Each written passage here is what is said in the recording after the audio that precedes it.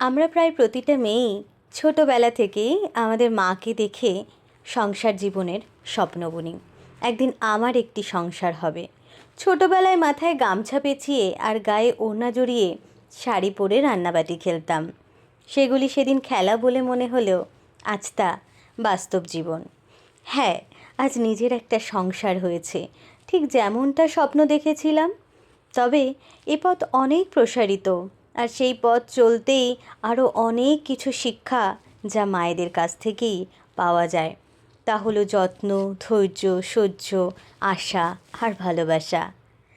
সম্পর্ককে যেমন যত্ন করতে হয়, তেমনি নিজের সংসারটাকেও কিন্তু যত্ন করতে হয়। বিয়ের আগে যা শিখেছি মাকে দেখে শিখেছি, আর বিয়ের পরে যা শিখছি তা আমার শাশুড়ি মাকে দেখে শিখছি। প্রতিটা শিক্ষার মধ্যেই নতুনত্ব কিছু থাকে।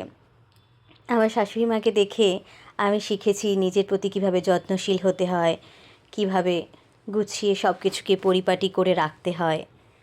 তো যাই হোক, কথা বলতে বলতে আমার রান্নাবান্নাও কিন্তু কিছুটা এগিয়ে এসছে। অফিস থেকে ফিরে এগুলোই থাকে আমার রেগুলারের রুটিন। চেষ্টা করি তার মধ্যে থেকেও সেগুলোকে একটু পরিপাটি করে রাখা। এটা জানি যে সম্পূর্ণ পরিপাটিত করা সম্ভব নয়, কিছুই পারফেক্টলি হয় না, তবে তার মধ্যেও যতটুকু চেষ্টা করে করা যায় আর কি, আমিও তার ব্যতিক্রম যাই না। আজকে দেখুন, উচ্ছে, আলু, কুমড়ো দিয়ে আর চিংড়ি দিয়ে একটা রেসিপি রান্না করছি। আমার বর একদমই তেতো খেতে পছন্দ করে না, কিন্তু তারপরেও আমি তো তাকে তেতো খাওয়াবই। তো কিভাবে খাওয়াবো? তো তার মন পছন্দ যেরকম হয় আমি ঠিক তেমনটাই চেষ্টা করি আর কি বানানোর। প্রথমে এই সবজিগুলোকে ভালো করে ভেজে নিচ্ছি, তো তারপরে এটাকে একেবারে জল দিয়ে ঝোল বানিয়ে লাস্টে চিংড়িটা অ্যাড করে দেব। আর এদিকে আমি কিছুটা লাল শাক ভাজা করে নিয়েছি। শাক সবজিটা একটু খাবারের সাথে দেওয়ার চেষ্টা করি আর কি। তো গল্প করতে করতে আমার কিন্তু রান্নাও প্রায় হয়েই এসেছে। তবে সংসারে তো শুধু রান্না নয়, রান্না ছাড়াও আরও অনেক কিছু থাকে। রান্না করা কমপ্লিট। এবার চলে এলাম এই কেচে রাখা জামা কাপড়গুলো গোছাতে। এগুলো ওই রাত্রিবেলায় আর কি কাচতে দিয়ে দিই, তারপরে সেগুলো শুকিয়ে গেলে পরে সময় করে সেগুলোকে গুছিয়ে রাখি আর কি।